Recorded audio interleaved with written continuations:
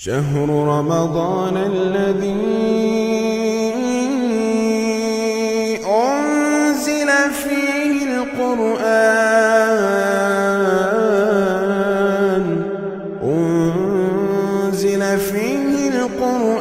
هدى للناس وبينات من الهدى والفرقان۔ قرآن کریم کے دوسرے پارے کی تفسیر کا خلاصہ پیش کیا جا رہا ہے۔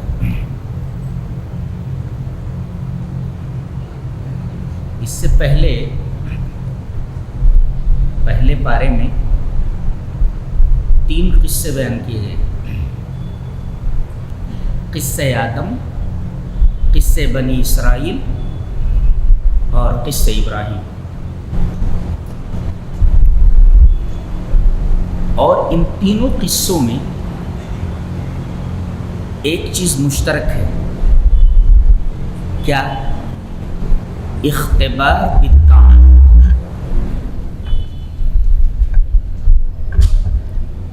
تابع داری کا امتحان لینا۔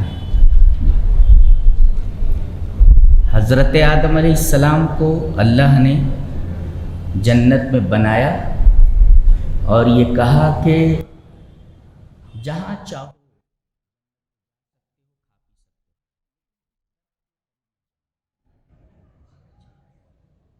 اطاعت کا امتحان تھا کہ کھاتے ہو کہ نہیں کھاتے ہو، اس امتحان میں فیل ہو گئے ہو۔ اور حضرت آدم کو اس امتحان میں فیل کرنے کا سب سے بڑا رول شیطان کا رہا ہے، فیل ہو گئے۔ پھر دوسرا قصہ بنی اسرائیل کا ہے، ان کو مختلف چیزوں میں آزمایا گیا اور خاص طور پر ذبح بقرہ کے بارے میں، گائے کے ذبح کے بارے میں آزمایا گیا۔ کرنا نہیں چاہتے تھے، چاروں ناچار کیا، یعنی یہ کرنا نہ کرنے کی طرح تھا۔ ایسا کسی کام کو دب کر کے کیا جائے تو وہ کام کرنا نہیں کہا جاتا، دب کر کے کیا انہوں نے۔ اور تیسرا قصہ حضرت ابراہیم علیہ السلام کا ہے، ان کو مختلف آزمائشوں میں ڈالا گیا، گھر چھوڑ دیا انہوں نے، یہاں تک کہ آپ کی بیوی حضرت سارہ کی عزت و آبرو داؤ پر لگ گئی تھی، معلوم ہے آپ کو؟ لیکن اللہ تبارک و تعالیٰ نے انہیں محفوظ رکھا۔ اور سب سے بڑی آزمائش یہ تھی کہ ہم تمہارے بیٹے کی قربانی چاہتے ہیں، کامیاب ہوئے۔ تو یہ 3 قصے ہیں، اور تینوں قصوں میں ایک چیز قدر مشترک ہے، کیا؟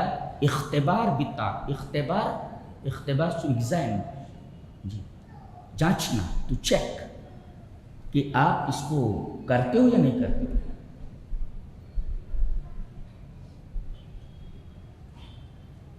اب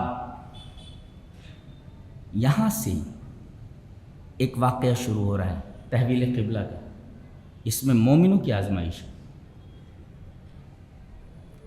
پہلے نبی کریم صلی اللہ علیہ وسلم جب نماز کے لیے کھڑے ہوتے تو رکن یمانی اور حجر اسود کے درمیان کھڑے ہوتے اس طرح کہ کعبہ بھی سامنے ہوتا اور بیت المقدس میں جو صخرہ ہے، چٹان، راک، وہ بھی سامنے ہوتا، اس لیے کہ پہلا قبلہ بیت المقدس ہے۔ کس طرح کھڑے ہوتے تھے؟ بیت حجر اسود اور رکن یمانی کے درمیان کھڑے ہوتے، اس طرح کعبہ سامنے ہو جاتا اور صخرہ یعنی بیت المقدس وہ سامنے ہو جاتا، اس لیے کہ پہلا قبلہ وہی تھا۔ جب آپ مکہ سے مدینہ تشریف لائے تو اب یہ ممکن نہیں رہا، پھر بھی آپ بیت المقدس کی طرف 16 یا 17 مہینے تک منہ کر کے نماز پڑھتے رہے، لیکن آپ کی تمنا یہ تھی کہ آپ کا قبلہ بیت الحرام بنا دیا جائے۔ اللہ تبارک و تعالیٰ نے آپ کی اس تمنا کو شرف قبول بخشا اور کہا کہ آپ اپنا رخ بیت الحرام کی طرف پھیر لیں۔ جانتے ہیں نبی کریم صلی اللہ علیہ وسلم کی دلی تمنا یہ تھی کہ میرا قبلہ بیت الحرام بنا دیا جائے، خانہ کعبہ۔ اس کے لیے بار بار آپ کی نگاہیں آسمان کی طرف اٹھتی تھی یہ سنت چھوٹ گئی ہے ہم مسلمانوں سے. کوئی چیز مانگو تو اگر زبان ساتھ نہ دے سکے تو نظروں کو آسمان کی طرف اٹھاؤ کہ میرے رب. الفاظ تو نہیں ہیں لیکن تمنا یہ ہے کہ یہ چیز پوری ہو جائے. نبی کریم صلی اللہ علیہ وسلم بار بار اپنی نگاہوں کو آسمان کی طرف اٹھاتے تھے. یہ سنت مسلمانوں نے چھوڑ دی. دعا کریں اور آسمان کی طرف اپنی نگاہ اٹھائیں. اللہ نے آپ کی اس تمنا کو شرف قبول بخشا اور کہا کہ آپ اپنا چہرہ بیت الحرام کی طرف پھیریں. یہ کب؟ آپ نے قبلہ بدلنے کا حکم آنے پر پہلی نماز عصر کی پڑھی. عصر کی نماز آپ نے بیت الحرام کی طرف منہ کر کے پڑھی. قبا والوں کو دوسرے دن معلوم ہوا. قبا والوں کو دوسرے دن معلوم. وہ فجر کی نماز میں تھے, پڑھ رہے تھے. باہر سے ایک آدمی نے کہا ارے اللہ تبارک و تعالیٰ نے نبی کریم صلی اللہ علیہ وسلم. تو ان لوگوں کو بعد میں خبر ملی اور وہ بھی فجر کی نماز پڑھ رہے تھے. باہر سے ایک آدمی نے آواز دی کہ ارے تم لوگ بیت المقدس کی طرف منہ کر کے نماز پڑھ رہے ہو. رات میں اللہ کے رسول صلی اللہ علیہ وسلم پر یہ وحی اتری ہے کہ اب قبلہ بیت الحرام بنا دیا گیا. وہ لوگ فجر کی نماز ہی میں نماز ہی کی حالت میں پھر گئے. اللہ. اس سے ایک نکتہ یہ ملا کہ بنی اسرائیل ہر معاملے میں ٹال مٹول کرتے تھے. یہ دیکھیے مومن میں اور یہودی میں کیا فرق ہوتا ہے. ایک مسلمان کو یہودی میں اللہ نے فرمایا کہ گائے ذبح کرو. آتے ہیں کہتے ہیں اے موسیٰ. یہ بے ادبی دیکھو, نام لے کر کے موسیٰ کو بولو. موسیٰ علیہ السلام. ہم لوگ بولتے تو موسیٰ علیہ السلام کو ڈائریکٹ کہتے ہیں اے موسیٰ. بڑے بے ادب, اور آج بھی بے ادب ہے, آج بھی بے ادب. کہا اے موسیٰ اللہ سے دعا کرو ہمیں یہ معلوم ہو کہ یہ گائے کیسی ہونی چاہیے. لگا کہ رنگ کیسا ہونا چاہیے. دعا کیا اللہ یہ کہہ رہے ہیں کہ رنگ کیسا ہونا چاہیے. تو اللہ نے فرمایا فاقع لونھا تسر الناظرین. چٹکیلا رنگ ہو, دیکھنے والوں کو اچھی لگے. دیکھیے جیسے جیسے سوالات کرتے جا رہے ہیں احکام سخت سے سخت ہوتے چلے جا رہے ہیں. حکم تھا گائے ذبح کر دو, کوئی بھی گائے ذبح کر دیتے. اب یہ جیسے جیسے سوالات کر رہے ہیں ویسے ویسے احکامات سخت سے سخت تر ہوتے جا رہے ہیں. جوان ہو کہ بوڑھی ہو دعا کیجیے. حکم آیا کہ نہ جوان ہو نہ بوڑھی ہو, بیچ بیچ کی ہو. پھر آئے کہا کہ ایک اشکال اور بھی ہے. کہا کہ کیا؟ کہا کہ یہ ہل چلی ہوئی ہو کہ ہل چلی ہوئی نہ ہو. دیکھیے یہ کیا ہے. اللہ کا حکم آ جائے تو فوراً اسے بغیر ٹال مٹول کے قبول کیا جائے. یہودیوں کا طریق یہ ہے کہ وہ ٹال مٹول کرتے تھے, اور مومنوں کا طریق یہ ہے کہ وہ اللہ کا حکم سنے تو فوراً اس کو پر عمل کریں. دیکھیں نماز میں ہے, باہر سے ایک آدمی کہہ رہا ہے کہ قبلہ بدل دیا گیا, وہ لوگ فوراً بیت الحرام کی طرف مڑ گئے. یہ فرق ہے مسلم میں یہودی میں. تو 16 یا 17 مہینے کے بعد تحویل قبلہ ہوا. اس میں آزمایا گیا لوگوں کو. بعض لوگ مرتد ہو گئے. ایک معاملہ تو یہ ہوا, بعض لوگ مرتد ہو گئے اور بعض منافقین کا نفاق ظاہر ہو گیا. پہلے تو چھپے ہوئے تھے, لیکن یہ محمد کا کیا معاملہ ہے صلی اللہ علیہ وسلم, کبھی منہ کر کے ادھر پڑتا ہے کبھی ادھر کر کے منہ پڑتا ہے. تو منافقین کی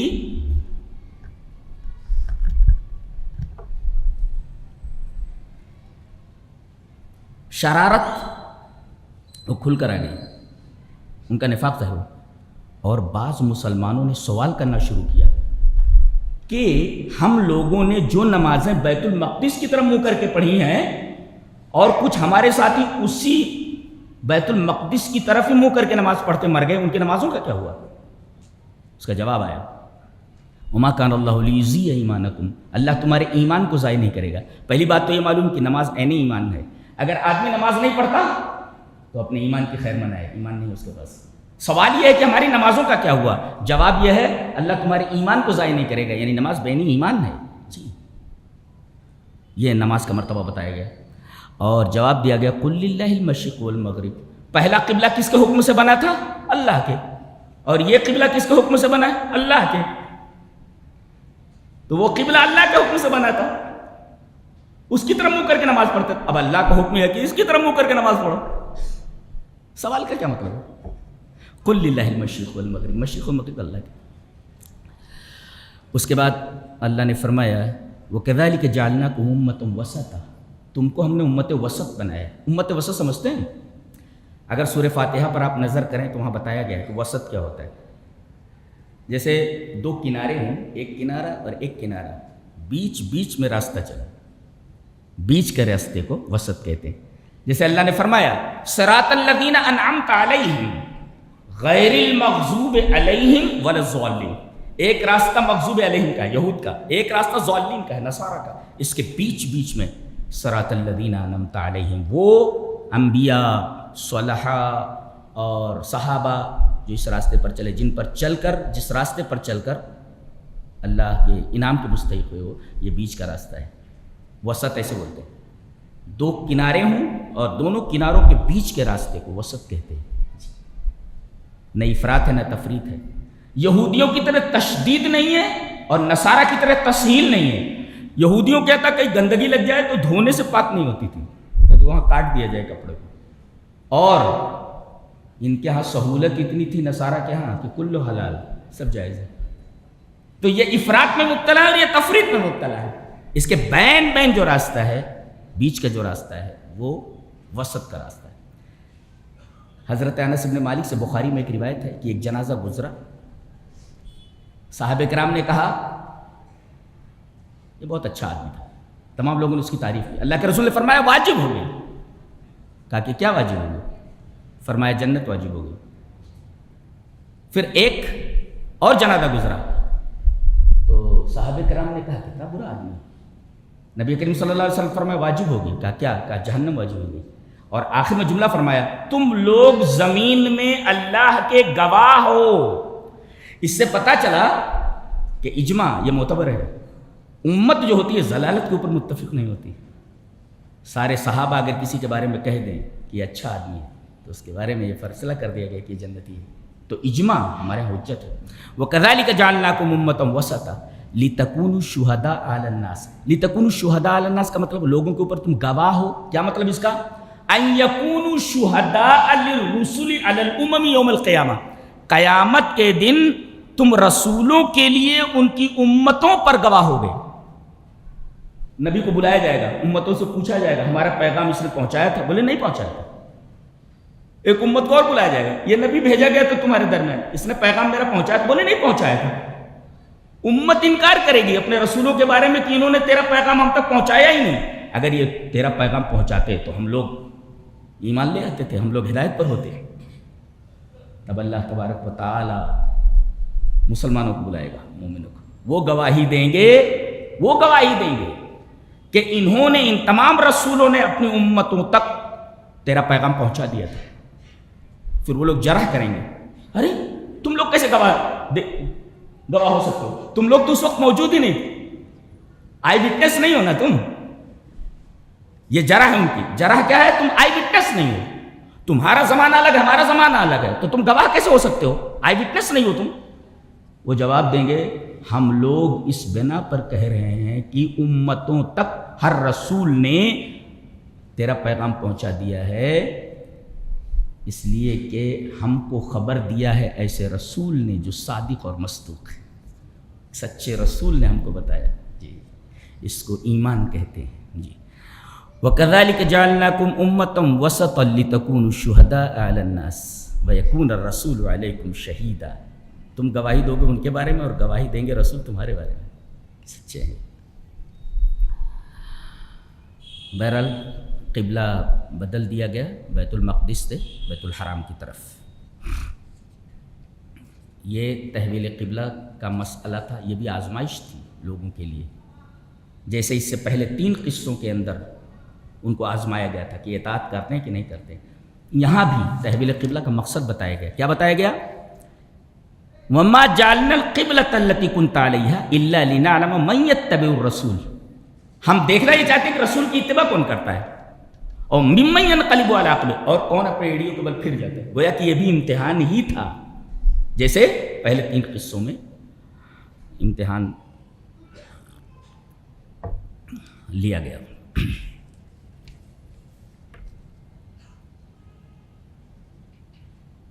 اس کے بعد یہ فرمایا جا رہا ہے فَاذْكُرُونِي أَذْكُرْكُمْ وَاشْكُرُوا لِي وَلَا تَكْفُرُونَ یا ایھا الذین آمنوا استعینوا بالصبر والصلاۃ۔ دیکھیں یہاں پر شکر ہے اور بعد میں صبر ہے، شکر اور صبر کو جمع کر دیا گیا ہے، اشارہ اس بات کی طرف ہے مومن کو اگر نعمت ملے تو اللہ کا شکر ادا کرے، اور اگر نقمت ملے، نعمت ملے تو شکر، اور نقمت ملے، نعمت کہتے ہیں کوئی اچھی چیز ملے اللہ دے، اور نقمت کا مطلب کوئی مصیبت ڈال دے، تو اگر نعمت دے تو شکر کرے اور مصیبت میں ڈال دے تو صبر کرے، لہذا شکر اور صبر کو ایک ساتھ ذکر کیا گیا۔ حدیث رسول میں ہے کہ اللہ کے رسول نے فرمایا مومن کا معاملہ ہر حال میں بہتر ہے، نعمت ملتی ہے تو سب جو شکر کرتا ہے، اور کسی پریشانی میں مبتلا ہوتا ہے تو صبر کرتا ہے، دونوں صورتوں میں اس کے لیے بھلائی ہی بھلائی ہے، خیر ہی خیر ہے۔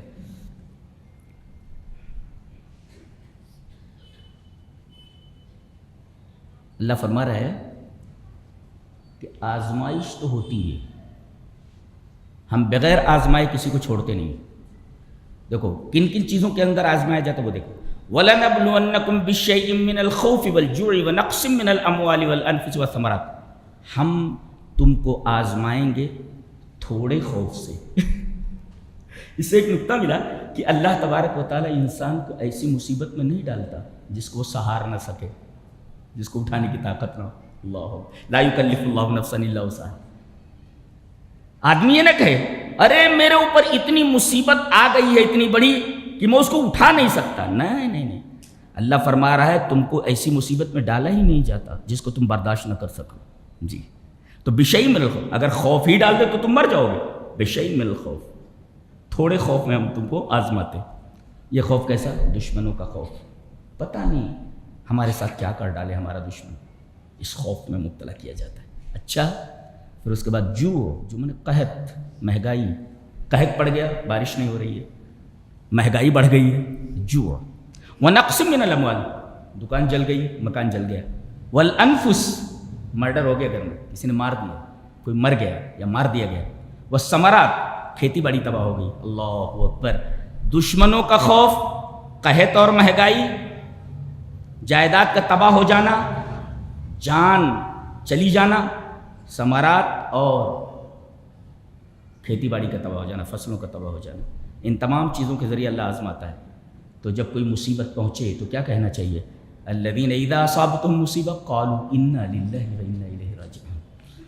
آدمی کے پاس کوئی مصیبت پہنچے، مرسل ابی داؤد میں ہے کہ ایک دفعہ نبی کریم صلی اللہ علیہ وسلم کمرے میں تھے، چراغ بجھ گیا، فاسترجع، آپ نے انا للہ وانا الیہ راجعون پڑھا۔ حضرت عائشہ رضی اللہ تعالیٰ نے فرمایا اللہ کے رسول ان ھذا مصباح، یہ تو چراغ ہے، چراغ کے بجھنے پر آپ نے انا للہ وانا الیہ راجعون پڑھا؟ تو آپ نے فرمایا کل ساء المؤمن فہو مصیبۃ، ہر وہ چیز جس سے مومن کو تکلیف پہنچے یہ مصیبت ہے۔ چراغ کا بجھ جانا ایک تکلیف کی چیز ہے، لہذا اس پر انا للہ وانا الیہ راجعون پڑھا۔ حضرت عائشہ رضی اللہ تعالیٰ عنہ وہ چھوٹ گئی تھی جہاں پر الزام لگایا گیا تھا، وہ کہیں چلی گئی تھی جنگل میں ضرورت کے لیے، اور جب آئیں تو دیکھا کہ قافلہ چلا گیا ہے۔ صفوان ابن معطل سلمی، ان کو پیچھے رکھا جاتا تھا تاکہ کوئی چیز گری پڑی ہو تو دیکھ لے۔ اب وہ دیکھا انہوں نے آ کر کے تو حضرت عائشہ رضی اللہ تعالیٰ عنہ وہاں بیٹھی، انہوں نے کہا انا للہ وانا الیہ راجعون۔ اللہ، حضرت صفوان کے منہ سے نکلا ارے یہ تو نبی کریم صلی اللہ علیہ وسلم کی بیوی محترمہ یہ چھوٹ گئی۔ انہوں نے اپنے اونٹ کو بٹھایا اور محمل کے اندر بٹھایا اور نکیل پکڑ کر کے وہاں تک آگے پہنچے، تو انا للہ وانا الیہ راجعون پڑھا۔ حضرت ام سلمہ رضی اللہ تعالی عنہا بڑی پیاری صحابیہ ہیں، تو ان کے شوہر کا انتقال ہو گیا۔ انہوں نے یہ حدیث سن رکھی تھی کہ کوئی مصیبت اگر آئے تو اگر آدمی انا للہ وانا الیہ راجعون پڑھنے کے بعد یہ دعا پڑھے اللہم اجرنی فی مصیبتی واخلف لی خیرا منہا، میرے رب میری مصیبت میں جو پناہ دے اور اس سے بہتر چیز مجھے عطا کر۔ حضرت ام سلمہ کہتی ہیں میں سوچتی رہتی تھی کہ میرے شوہر ابو سلمہ سے بڑھ کر کون اچھا ہو سکتا ہے، اللہ، شوہر ایسا ہونا چاہیے کہ بیوی کہ اس سے اچھا کون مل سکتا ہے؟ آج نا بیویاں برابر ہیں نا شوہر برابر ہیں، دونوں عجیب و غریب ہیں. اسی وجہ سے پوری آئلی زندگی تباہ ہو کر کے رکھی ہوئی ہے، تباہ ہوئی پڑی ہے.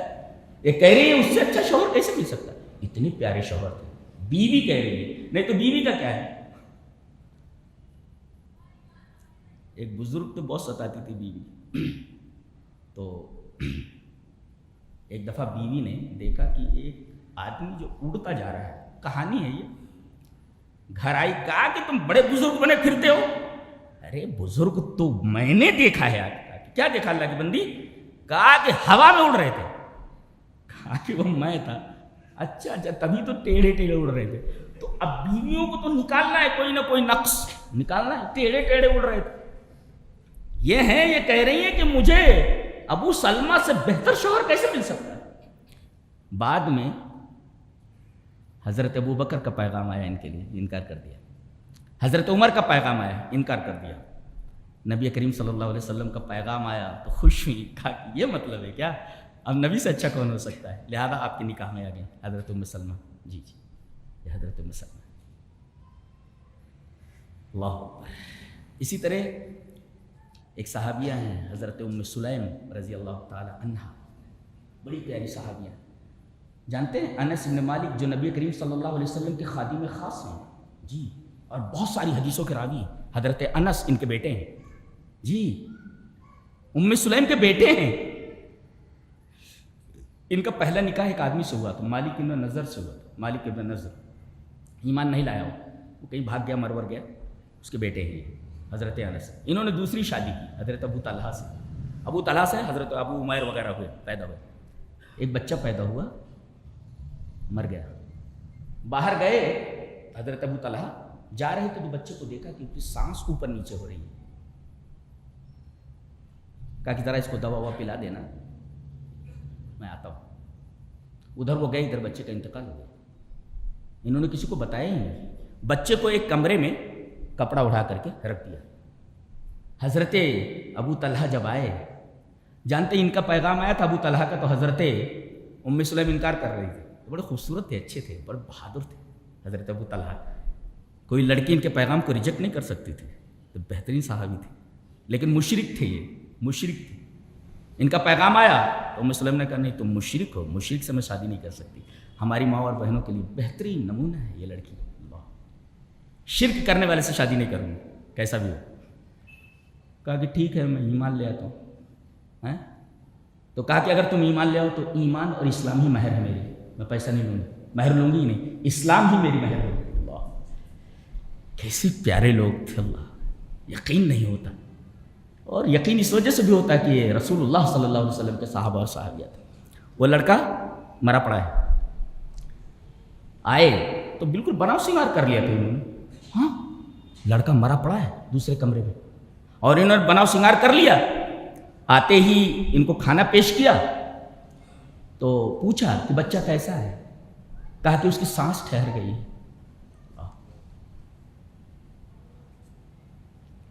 سانس اوپر نیچے ہو رہی تھی.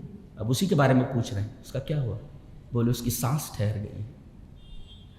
انہوں نے یہ سمجھا کہ سانس قابو میں آ گئی. ان کا مطلب یہ تھا کہ سانس بند ہو گئی، سانس ٹھہر گئی. اب چونکہ سجی سنوری تھیں، ازدواجی تعلق بھی قائم ہو گیا.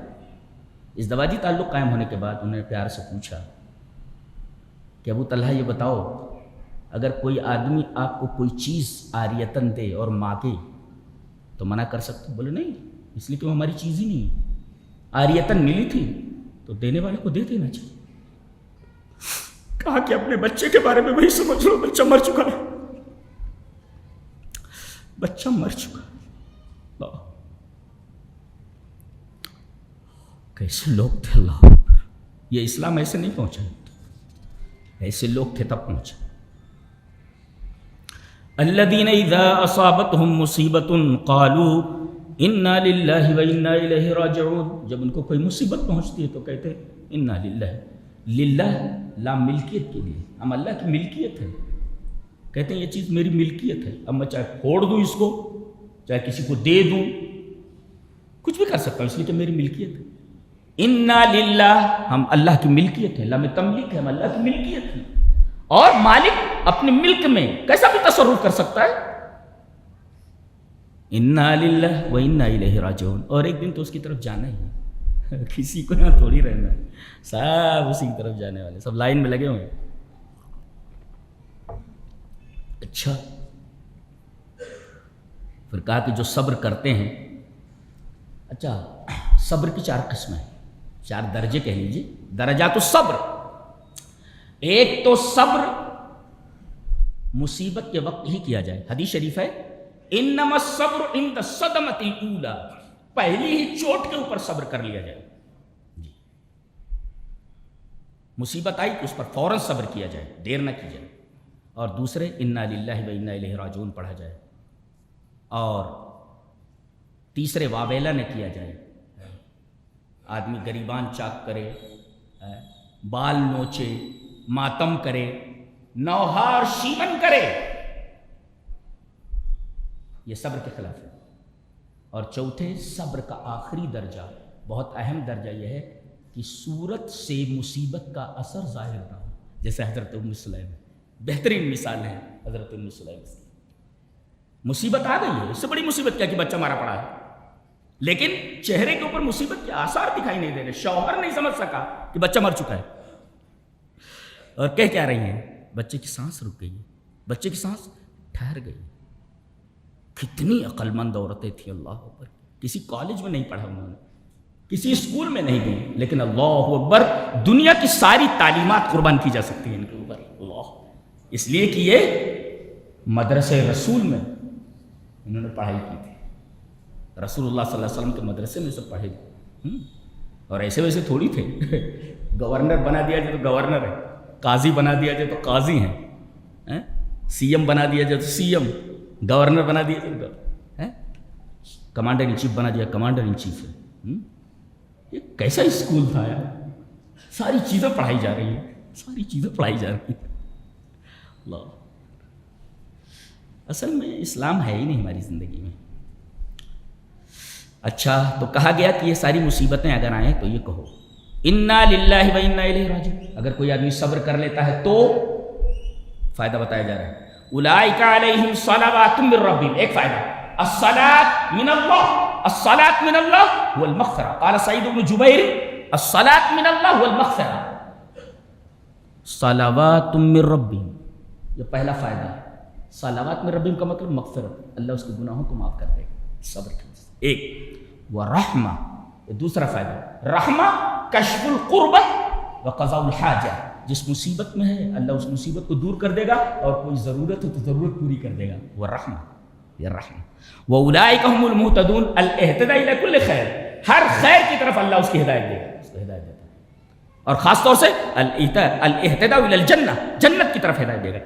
یہ فوائد ہیں صلوات من ربہم یعنی مغفرت، رحمہ کشف القربہ، مصیبت دور کر دے گا، قضاء الحاجہ ضرورت پوری کر دے گا، اور اولئک هم المہتدون، الاہتداء الی کل خیر، ہر خیر کی طرف اللہ رہنمائی کرے گا. یہ صبر کرنے والوں کی فضیلت ہے. اس کے بعد صفا اور مروہ کا تذکرہ کیا جا رہا ہے. جانتے ہیں صبر کے بیان کے بعد صفا اور مروہ کے درمیان دوڑنے کا تذکرہ کیا جا رہا ہے. ان دونوں میں ربط کیا ہے؟ صبر اور صفا اور مروہ کے درمیان دوڑنا، دو وجہ ہے اس کی. ایک وجہ تو یہ ہے کہ صبر سے آدمی کے دل کو تکلیف پہنچتی ہے، نفس کو. نفس کے اوپر بہت گرم گزرتا ہے صبر کرنا کسی چیز کا. اور حج میں جسم کو تکلیف ہوتی ہے، لہذا صبر میں نفس کو تکلیف ہوتی ہے، اور حج میں اور عمرے میں جسم کو تکلیف ہوتی ہے. تو دونوں تکلیفوں کو جمع کر دیا گیا ہے، دونوں پر صبر کیا جائے. اور ایک مطلب اور بھی ہے، کہا کہ صابرین کو خوشخبری دے دو. صابر کہتے کس کو؟ پریکٹیکل. ایک ہے اورل بتا دینا، استاذ ہوتا ہے کہ بھئی اورل بتاتا ہے 1/2 + 1/4 کتنا ہوا، چلو نیچے جو وہ ہے عدد اس کا LCM نکال لو اور اس طریقے سے عمل کر لو، ہو گیا.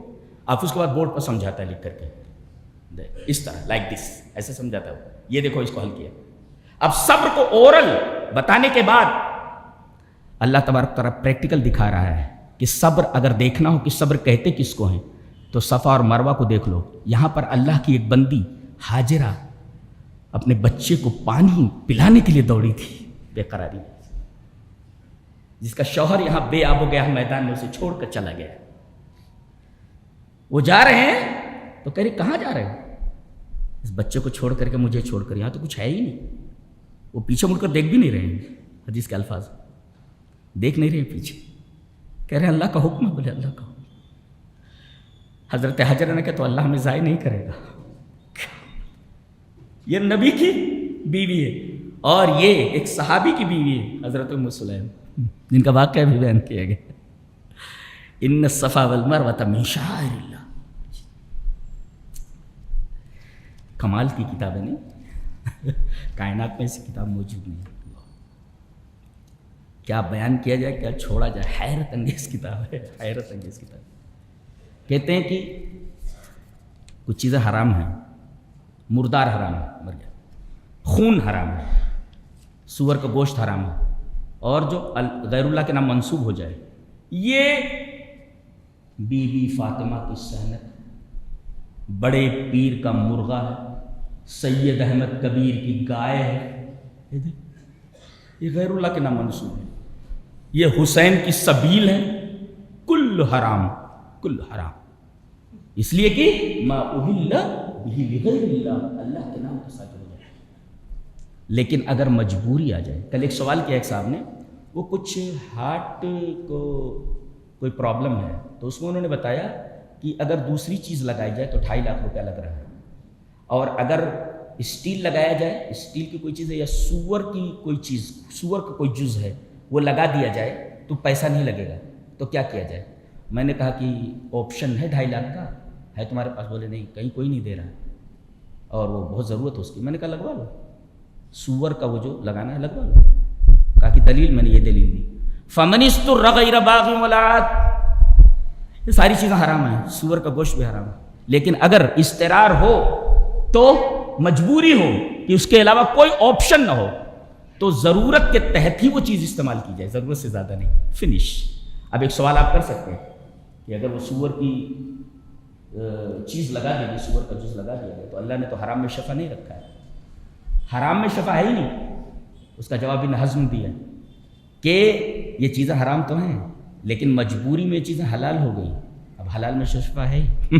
کیا ہمارے علماء بھی کیا جواب دیتے. اللہ آگے، وَلَكُمْ فِي الْقِصَاصِ حَيَاةٌ يَا أُولِي الْأَلْبَابِ لَعَلَّكُمْ تَتَّقُونَ. یہاں پر کرمنل لا بیان کیا جا رہا ہے. کرمنل لا کہ اگر آدمی کسی کو قتل کر دے تو اس کو بدلے میں قتل کر دیا جائے، قتل کر دیا جائے. بہت واویلا مچ رہا ہے پوری دنیا میں، ارے مسلمانوں کے یہاں قوانین اتنے سخت ہیں، کوئی آدمی قتل کر دے تو اس کو قتل کر دیا جائے. یہ تو وحشیانہ قانون ہے. قرآن حکیم کہہ رہا ہے کہ وَلَكُمْ فِي الْقِصَاصِ حَيَاةٌ. اگر قصاص لے لیا جائے تو ایک آدمی کو اگر ایک آدمی کے بدلے میں قتل کر دیا جائے اور لوگوں کو یہ معلوم ہو کہ یہ سزا ہے اس کی، تو کسی کو قتل کرنے کے لیے کوئی قاتل 100 بار سوچے گا ڈر کے مارے کہ میرے ساتھ وہی ہونے والا ہے. تو اس میں تو زندگی ہے نا دوسروں کے لیے.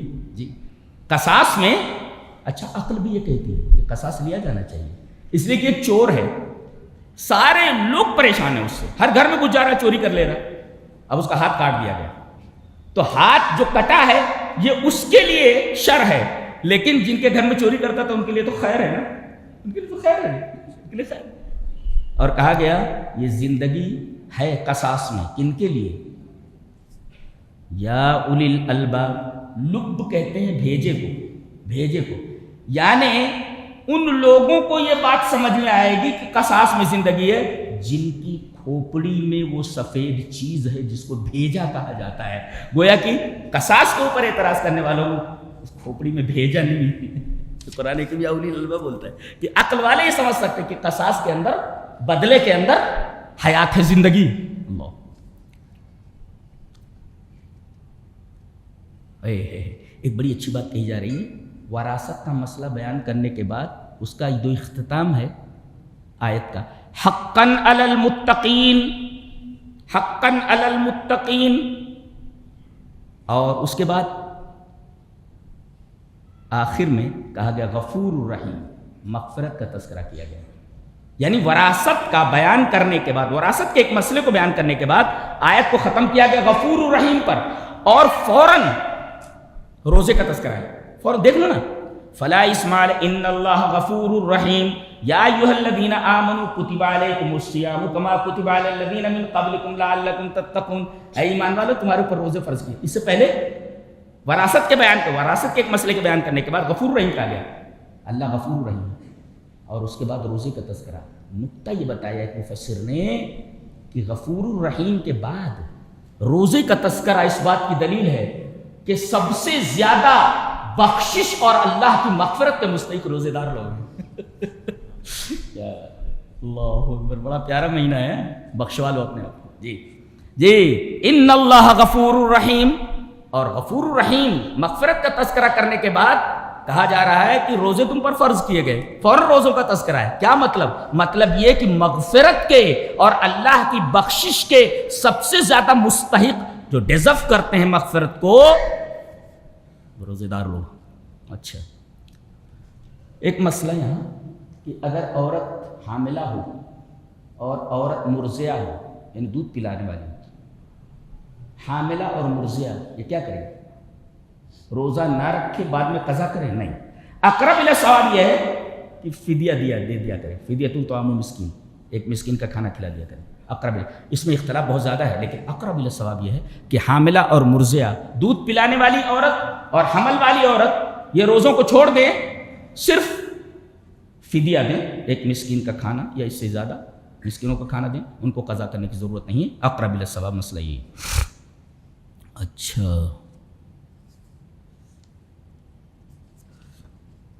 تکبیر کا بتایا گیا کہ ولی تکبر اللہ، تکبیر کرو. تکبیر کی سب سے اچھا صیغہ، تکبیر کا سب سے اچھا صیغہ کیا ہے؟ اللہ اکبر، اللہ اکبر، اللہ اکبر کبیرہ. یہ سب سے بہترین صیغہ ہے تکبیر کی. ولی تکبر اللہ، پھر سے بولتا ہوں، اللہ اکبر، اللہ اکبر، اللہ اکبر کبیرہ. 3 مرتبہ اللہ اکبر، اس کے بعد کبیرہ. جی یہ سب سے بہترین صیغہ ہے تکبیر کا، ولی تکبر اللہ. اب آگے دیکھو، مسئلہ چل رہا ہے روزوں کی فضیلت کا اور روزوں کے مسائل کا. بیچ میں دعا آ گئی، دعا آ گئی. وَإِذَا سَأَلَكَ عِبَادِي عَنِّي فَإِنِّي قَرِيبٌ. اے میرے حبیب، اگر تم سے میرے بندے میرے بارے میں پوچھیں تو یہ نہیں کہا گیا کہہ دو، کہنے کے لیے بھی نہیں کہا. میرے بارے میں پوچھے فَإِنِّي قَرِيبٌ، یعنی نبی کو بھی اتنا موقع نہیں دیا گیا کہ یہ کہہ دیا جاتا کہ آپ بولیے. فَإِنِّي قَرِيبٌ، فَإِنِّي قَرِيبٌ، میرے بارے میں پوچھیں. ایسا ہوتا ہے کہ اے میرے حبیب، اگر میرے بارے میں میرے بندے پوچھیں تم سے تو تم کہہ دو. سے ٹو دیم، ان سے کہہ دو. یہ نہیں کہا گیا، اتنا موقع نہیں دیا گیا، ڈائریکٹ کہا گیا میرے بارے میں پوچھے تو میں قریب ہوں، میں قریب ہوں. جی ابن عاشور نے لکھا ہے کہ روزوں کے فضائل اور مسائل کے درمیان دعا کا تذکرہ لا کر کے بتایا گیا کہ رمضان میں زیادہ سے زیادہ دعا مانگنی چاہیے. رمضان میں دعا مرجو الاجابہ ہوتی ہے، زیادہ سے زیادہ قبول کی جاتی ہے، اور زیادہ سے زیادہ امید ہوتی ہے کہ دعا قبول ہو جائے. اس وجہ سے رمضان کے مسائل اور فضائل کے درمیان، بیان کے درمیان یہ ذکر لایا گیا ہے دعا کا، زیادہ سے زیادہ دعا کی جائے. اچھا، ایک بات اور، اللہ نے کافروں کے بارے میں کہا کہ ہم تمہاری دعائیں بھی قبول کرتے ہیں. بل ایاہ تدعون فیکشف ما تدعون الیہ ان شاء، ہم تمہاری دعا قبول کر لیں گے اگر ہم چاہیں تو. یعنی کافروں کی دعا کے بارے میں تعلیق بالمشیت، مشیت پر معلق کیا گیا، ہم چاہیں تو قبول کریں گے. لیکن یہاں روزے دار کی دعا کے بارے میں فرمایا گیا کیا؟ کوئی شرط نہیں لگائی گئی، وعدہ مطلق وعدہ کیا گیا. اجیب دعوت الداع، یہ نہیں کہا گیا اگر میں چاہوں تو، لا اجیب دعوت الداع، یہ نہیں کہا گیا اگر میں چاہوں تو. کافروں کی دعا کے بارے میں تعلیق بالمشیت ہے، اگر ہم چاہیں تو قبول کریں گے. لیکن یہاں ہم چاہیں نہیں کہا گیا. اس کا مطلب یہ ہے کہ دعا قبول ہوتی ہی ہے. اچھا، ایک بات اور فرمائی گئی کہ میں قریب ہوں. کس کے قریب ہوں؟ تمہارے بھی قریب ہوں. کیسے مانگ رہے ہو؟ اور تمہاری دعا کے بھی قریب سن رہا ہوں، اور جو تم مانگ رہے ہو نا اس کے بھی قریب مطلق ہے نا یار، قریب کس کے قریب؟ کس کے قریب؟ تمہارے بھی قریب ہوں، اور جو تم بول رہے ہو تمہاری آواز کے بھی قریب ہوں جی، اور تمہارے دل کے قریب ہوں، اور جو تم مانگ رہے ہو نا وہ چیز مانگ رہے ہو اس کے بھی قریب ہوں، اٹھا کر دے سکتا ہوں کیا بات ہے! یہ نہیں کہا گیا کس کے قریب ہوں، کہا کہ فإنی قریب۔ اچھا یہاں کہا گیا دعوت اذا دعان، اذا جب آتا ہے تو عربی کا قاعدہ یہ کہ وہ چیز لامحالہ ہوتی ہے، جیسے اذا زلزلت الارض زلزالہا، یہ قیامت کے بارے میں، تو قیامت تو آنی ہے، جہاں بھی اذا ہے وہاں چیز قطعی الوقوع ہوتی ہے، یعنی اس کا ہونا یقینی ہے، لیکن جہاں ان ہوتا ہے ان وہاں محتمل ہوتا ہے، ہو بھی سکتا نہیں ہو سکتا۔ یہاں اذا استعمال کیا گیا، ان استعمال نہیں کیا گیا، اس کا مطلب دعا ضرور قبول ہوتی ہے، جیسے اذا لا کر کے بتایا گیا کہ قیامت ضرور آئے گی، اذا زلزلت الارض زلزالہا، جی یہ قرآن حکیم ہے۔ اس کے بعد کہا گیا کہ رمضان میں اعتکاف کریں، وانتم عاکفون فی المساجد۔ قال ابن تیمیہ رحمہ اللہ لا اعتکاف الا فی المساجد، اعتکاف صرف مسجد میں ہوتا ہے، عورتیں گھر میں اعتکاف نہیں کر سکتی، اگر پردہ ہے اور کسی چیز کا خوف نہیں ہے، فتنہ کا اندیشہ نہیں ہے تو مسجد ہی میں کریں جی، سنت ہے، اس سلسلے میں وہ زیادہ پریشان نہ ہو جی، مسجد ہی میں ہوتا ہے، چاہے عورتیں کریں یا مت کریں۔ کب کریں؟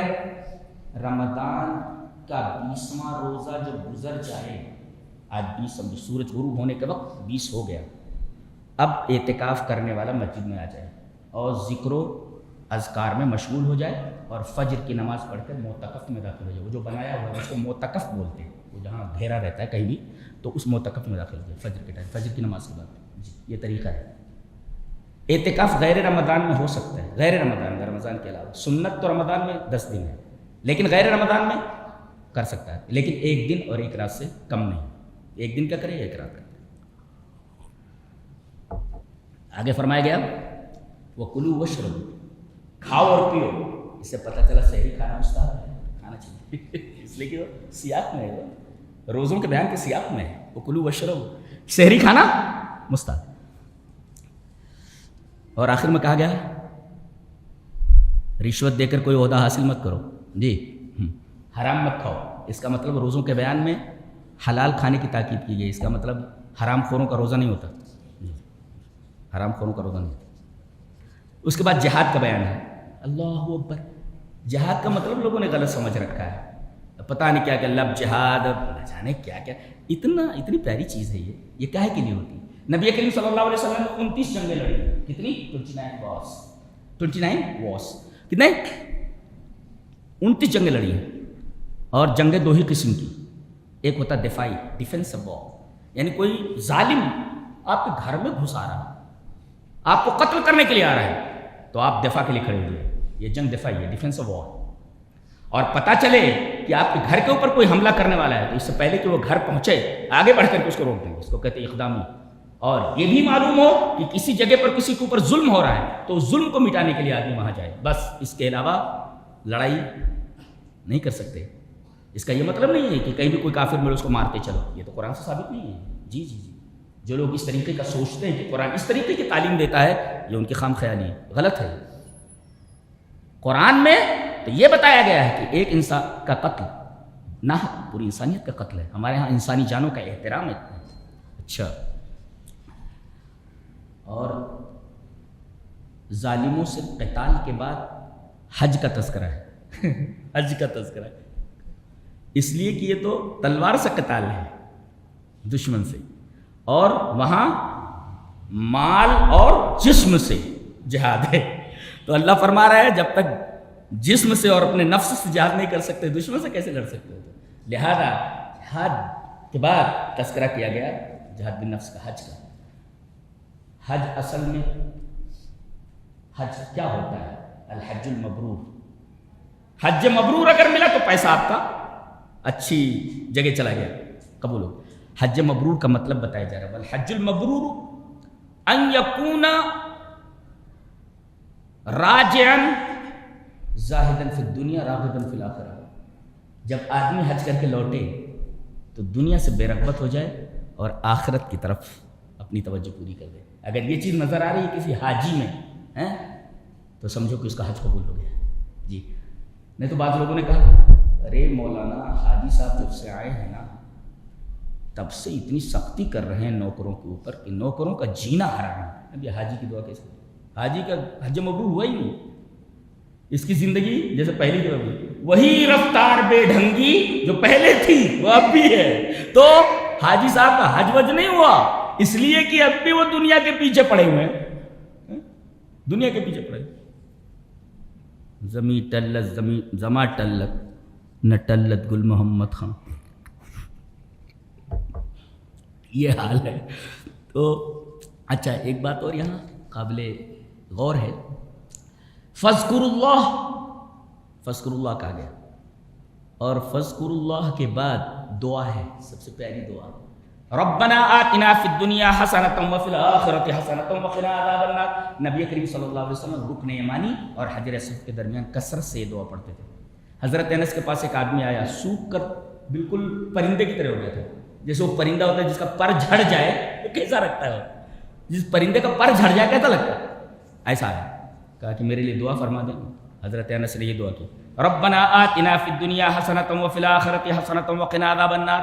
کہا کہ پڑھتا رہے یہ پڑھتا رہے ٹھیک ہو گیا وہ ٹھیک ہو گیا. یہ پیاری دعا ہے. اللہ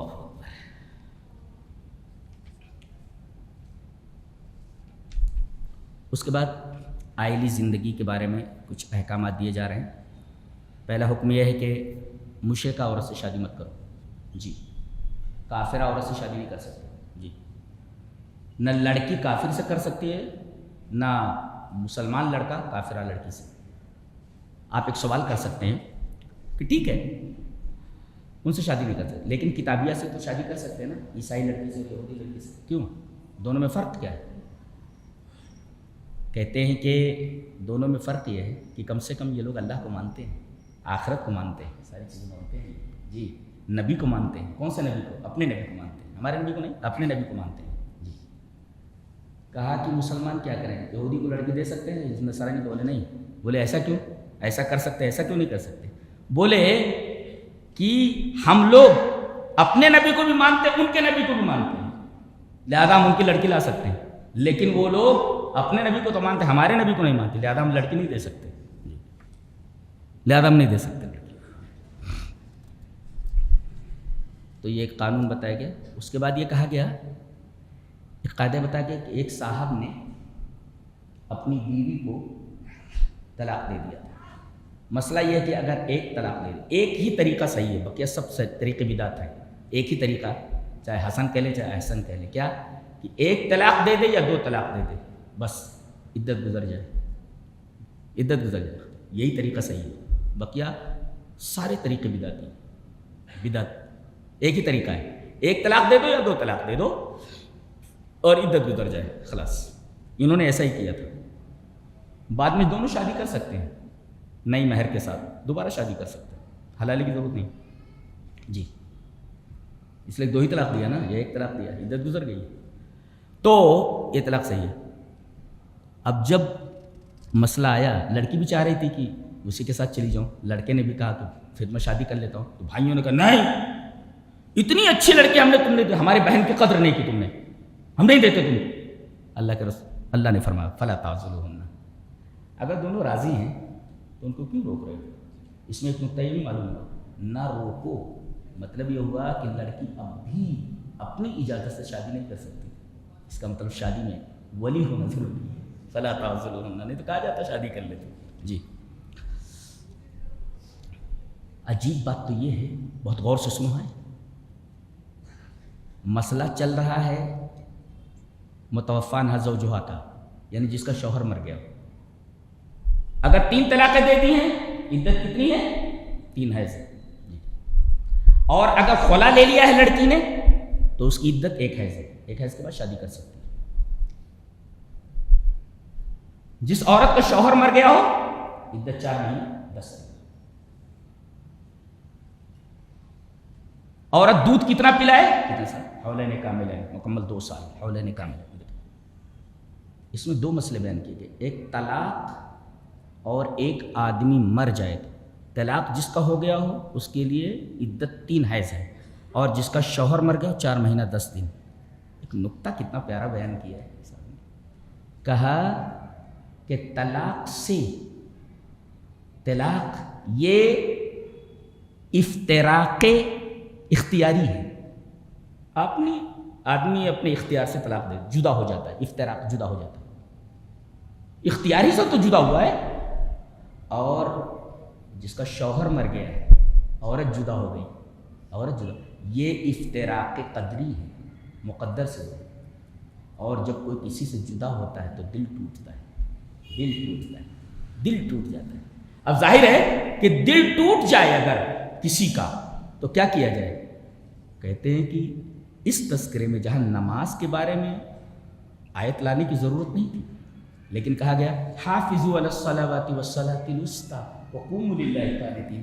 بحث چل رہی ہے طلاق کی، بحث چل رہی ہے متوفی عنہا زوجہا کی، بیچ میں نماز لائی گئی۔ پتہ یہ چلا کہ دل اگر ٹوٹ جائے تو اس کے جوڑنے کا صرف ایک ہی طریقہ ہے، اللہ ہی جوڑ سکتا ہے، وہ بھی نماز کے ذریعے۔ تو نماز کی محافظت کرو۔ کیا کتاب ہے، کیا سبحان اللہ، کیا کتاب ہے جی۔ طلاق سے آدمی اپنے اختیار سے جدا ہو جاتا ہے، اور آدمی مر گیا تو عورت اپنے شوہر سے جدا ہو جاتی ہے، قدر سے، مقدر تھا، لیکن دونوں میں دل ٹوٹے ہیں۔ اب دل کو جوڑنا ہے تو دل کے جوڑنے کا صرف ایک ہی طریقہ ہے کہ دل مطمئن ہو جی۔ اور بطور خاص صلاۃ وسطیٰ کے بارے میں کہا گیا کہ عصر کی نماز ہے جی، اور حدیث سے بھی ثابت ہے، اختلاف تو ہے لیکن راجح یہ ہے کہ عصر کی نماز ہے۔ تو تمام نمازوں کی محافظت کرو، خاص طور سے نماز عصر کی۔ کہتے جو نماز جان بوجھ کر کے چھوڑ دے نماز عصر کی، گویا کہ اس کا اہل، اس کے بال بچے، اس کا مال سب ہلاک ہو گیا جی۔ بیچ کی نماز کیسے ہوئی؟ اس نماز سے پہلے ایک نماز جہری ہے اور ایک سری ہے، نہیں کہتے فجر اور ظہر۔ فجر جہری ہے، زور سے پڑھی جاتی ہے نا قرات کے ساتھ، اور ظہر سری۔ تو اس نماز سے پہلے ایک سری نماز ہے اور ایک جہری نماز ہے، اور اس نماز کے بعد بھی ایک جہری نماز ہے، ایک بلکہ دو جہری نمازیں ہیں آگے۔ تو یہ بیچ میں آگے، بیچ میں ہے۔ تو حدیث شریف میں ہے کہ یہ صلاۃ عصر مراد ہے یہاں سے، خاص طور سے عصر کی نماز پر محافظت کی ترغیب کیوں دی گئی؟ کیوں ایسا کیوں؟ کہتے ہیں کہ لوگ ظہر کے بعد تھکے ہارے سو جاتے تھے قیلولہ کے لیے، عصر میں اٹھنا بڑا مشکل ہوتا تھا، ایسے وقت میں آدمی اٹھ کر کے نماز پڑھنے کے لیے آ رہا ہے۔ اچھا، یہ تو حالت کے اعتبار سے اور سائنسی اعتبار سے۔ ایک صاحب نے لکھا ہے کہ ایک مادہ ہوتا ہے، ایک مادہ بدن کے اندر ایڈرینالین کر کے ہوتا ہے، ایک سبسٹینس ہے۔ کہتے ہیں کہ سب سے زیادہ ایکٹیو جو ہوتا ہے نا، یہ اسی وقت ہوتا ہے۔ اس نے لکھا ہے کہ ایڈرینالین از اے سبسٹینس which،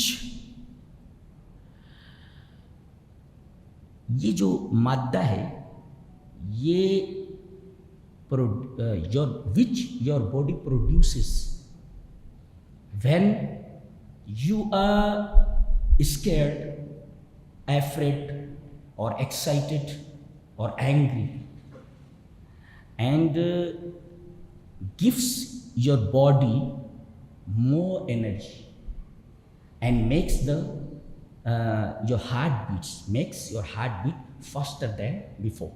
کہتے ہیں کہ یہ جو مادہ ہے بدن کے اندر جس کو ہم ایڈرینالین کہتے ہیں، یہ سب سے زیادہ ایکٹیو عصر کے ٹائم ہوتا ہے۔ اللہ، یہ سائنس جدید نے بتایا، سائنس جدید یہ ایکٹیو ہوتا ہے، اور یہ کیا کرتا ہے اس وقت، یہ ایسے چیزوں کو پروڈیوس کرتا ہے، نکالتا ہے، جس سے ہارٹ بیٹ تیز ہو جاتی ہیں، اور اس سے دل کو تقویت پہنچتی ہے اور انرجی پہنچتی ہے۔ ظاہر ہے کہ آدمی کا دل ٹوٹا ہوا ہو تو سائنس بھی کہتی ہے کہ دل کو کنٹرول کرنے والی کوئی چیز نہیں. اللہ اکبر. یعنی میں بیان نہیں کر پا رہا ہوں, سائنس ہے وہ, آپ لوگ غور کر لیں کہ کیا بات کہی گئی ہے. علم جدید نے کیا کہا ہے, سائنس جدید نے. اللہ کتاب ہے یہ, جو کہہ دیا سو کہہ دیا, جو کہہ دیا سو کہہ دیا. اس کے بعد آخر میں کہا گیا کہ بنی اسرائیل جب سیدھے ٹریک سے ہٹ گئے تو اللہ تبارک تعالیٰ نے ان کو عمالقہ کو مسلط کر دیا. عمالقہ ایک بہت خطرناک قوم تھی, یہ جیسے مسلمانوں کے اوپر تاتاریوں کو مسلط کر دیا گیا تھا. اللہ, تاتاری دنا دن گھس گئے بغداد میں, علماء کو سب کی منڈیاں کاٹ کے چلے گئے, بچوں کو, بوڑھوں کو بلڈنگوں کے اوپر سے پھینک دیا گیا, کھوپڑیوں کے پہاڑ بنا دیے گئے, اتنے لوگوں کو مارا گیا. مستعصم باللہ جو آخری خلیفہ تھا اس کو پکڑ کر لایا گیا. 1000 کم سے کم لڑکیاں تھیں خادمہ, اور سینکڑوں عورتیں اس کی. رو کر کے کہنے لگا یہ ایسی عورتیں ہیں جنہوں نے کبھی سورج نہیں دیکھا. تو ہنسنے لگا وہ تاتاری جو تھا کمانڈر, کہا کہ ان کو رکھیل بنا لیتے ہیں. جی بہت برا ہوا ہے مسلمانوں کے ساتھ, بہت برا. جب ایک ٹریک سے ہٹتے ہیں نا تو ان کے ساتھ وہی کچھ ہوتا ہے جیسے پہلے ہو چکا ہے. History repeats it self. لہٰذا ٹریک پہ آ جاؤ, ہیں ٹریک پہ آ جاؤ سیدھے. ٹریک پہ آ جانا ضروری ہے. قرآن حکیم بولتا ہے پہلے لوگوں کی غلطیوں کو دیکھ کر کے اپنے آپ کو سدھار لو, ورنہ تمہارے اندر کوئی سرخاب کے پر نہیں لگے ہو کہ تم کو چھوڑ دیا جائے. ہمارا قانون اٹل ہے. تو یہ جب تک سیدھے رہے ٹریک کے اوپر رہے تب تک اللہ کی رحمتوں کی بارش ہوتی رہی. فضلتکم علی العالمین. ٹریک سے ہٹے, عمالقہ کو مسلط کر دیا گیا, ان کو مارا کاٹا, مال چھین. ان کی جو سب سے بڑی روحانی طاقت تھی تابوت سکینہ, وہ لے کر کے چلے گئے. تابوت سکینہ, یہ تابوت ایک تھا, اسے تابوت, اس کے اندر کہتے ہیں کہ انبیاء کے, مثلا حضرت موسیٰ کا عصا تھا, حضرت ہارون کے کپڑے وغیرہ تھے, تو انبیاء کے باقیات تھے اس کے اندر. تو یہ اس صندوق کو لڑتے ہوئے جب آگے رکھتے تھے تو فتح حاصل ہو جاتی تھی.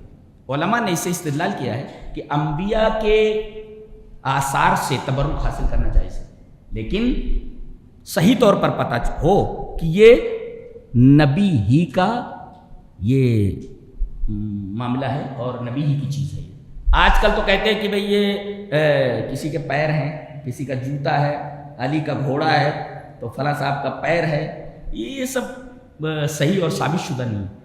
تو انبیاء کے ثابت شدہ اور صحیح آثار سے تبرک حاصل کرنا جائز ہے. اسی طرح ہمارے نبی صلی اللہ علیہ وسلم کے جسم مبارک اور اس سے متعلق جتنی چیزیں, مثلا آپ کا بال ہے, آپ کے کپڑے ہیں. حضرت ام سلمہ تو جب کوئی بیمار ہوتا تو آپ کے کپڑے کو پانی میں رکھ دیتی اور اس کو نچوڑ لیتی اور وہ پانی دیتی تھی تو شفا ہو جاتی تھی اس سے. جی, تو نبی کریم صلی اللہ علیہ وسلم کے بدن مبارک سے اور اسی طریقے سے نبی کریم صلی اللہ علیہ وسلم کے بدن مبارک سے مس جتنی چیزیں ہوتی تھیں ان تمام سے تبرک حاصل کرنا جائز ہے. انبیاء کے علاوہ کسی بھی شخص کے کسی چیز سے تبرک حاصل کرنا حرام ہے, ناجائز ہے. قبر سے یا کسی اور چیز سے حرام ہے. صرف نبی کے جسم اور اس کے متعلقات سے تبرک حاصل کرنا جائز ہے, ورنہ کسی قبر سے نہیں, کسی چیز سے نہیں. کہتے ہیں یہ تبرک ہے, یہ فلاں تبرک, یہ ساری چیزیں حرام. کم سے کم یہ تبرکات اس طریقے کے جو جعلی ہیں یہ یا تو شرک تک پہنچا دیتے ہیں یا پھر وسیلے شرک بن جاتے ہیں, شرک میں مبتلا کر دیتے ہیں یا وسیلے شرک ہوتے ہیں. آخر میں کہا گیا کہ یہ تابوت سکینہ چھین کر لے کر چلے گئے تھے تو وقت کے جو نبی تھے سموئیل نام تھا, تو سموئیل نے جو ہے کہا کہ تم لوگ تیار ہو جاؤ, اللہ کی مدد آئے گی اور ہم تابوت کو کمانڈر ان چیف بنا دیتے ہیں. اس میں بھی اختلاف کیا ہوگا, یعنی ان کا کام ہی تھا کہیں گنجائش نہ ہو اعتراض کی طرف. ارے اس کے پاس مال کہاں ہے, انا یکون لہ المال. ارے اللہ کے بندے لڑنے کے لیے مال کی ضرورت ہے کہ بہادری کی ضرورت ہے؟ اتنے پاگل لوگ تھے. کہا انا یکون لہ المال, ڈانٹا انہوں نے. نبی نے کہا کہ مال کی کیا ضرورت ہے, بس تو فی العلم والجسم. آدمی طاقتور ہو, لڑنے کا فن جانتا ہو, کمانڈر بننے کے لائق ہو, اس کو بنایا جائے. انا یکون لہ المال کو پیسے والے کو بنایا جائے کمانڈر. پر ان کو بنایا گیا. جالوت سے لڑائی ہوئی, کچھ لوگ کی چھنٹنی ہو گئی. یہاں پہ ایک نہر پر آزمایا گیا کہ کون سے لوگ لڑیں گے. جا کر کے کہا کہ تھوڑا چلو بھر پانی لینے کی اجازت ہے, اور بولیں تو پیو ہی نہیں, ایک نہر آئے گی, آزمایا جائے گا. دیکھو یہاں بھی آزمائش ہی ہے. اللہ نے فرمایا وہ فلما فصل طالوت بالجنود قال ان اللہ مبتلیکم بنہر, اللہ تم کو ایک نہر کے ذریعے آزمانے والا ہے. پانی نہیں پینا وہاں سے, پانی پی لیا خوب, کہنے لگے لا طاقت لنا اليوم بجالوت وجنودہ, اب ہم کو جالوت اور اس کے لشکر سے لڑنے کی طاقت نہیں رہے گی. طاقت کیسے رہے گی, جس چیز سے منع کیا گیا تو تم نے کر لیا. کہتے ہیں بخاری کی روایت ہے غالباً ہے کہ اتنے ہی لوگ تیار ہو جتنے بدر میں تھے, اتنے ہی بچے سارے, خالص وقت, کامل الایمان, کامل الایمان, 313 وہی تھے. اور اس میں جو ایک بہادر تھے حضرت داؤد, انہوں نے جالوت کو قتل کیا. اور آخر میں فرمایا گیا کہ فہزموہم باذن اللہ, یہ جو فتح ہوئی ہے یہ اللہ کی اذن سے ہوئی ہے. اشارہ اس بات کی طرف ہے کہ جنگ ہتھیاروں سے اور تعداد سے نہیں جیتی جاتی, اللہ کی مدد سے جیتی جاتی ہے. لہذا ہمیشہ اللہ تبارک و تعالیٰ کی مدد مانگا کرو کہ اللہ تبارک و تعالیٰ ہمیں محفوظ رہے. یہ رہا دوسرے پارے کا خلاصہ. اللہ ہمیں نیک عمل اور اچھی سمجھ کی توفیق عطا فرمائے. وآخر دعوانا الحمدللہ رب العالمین.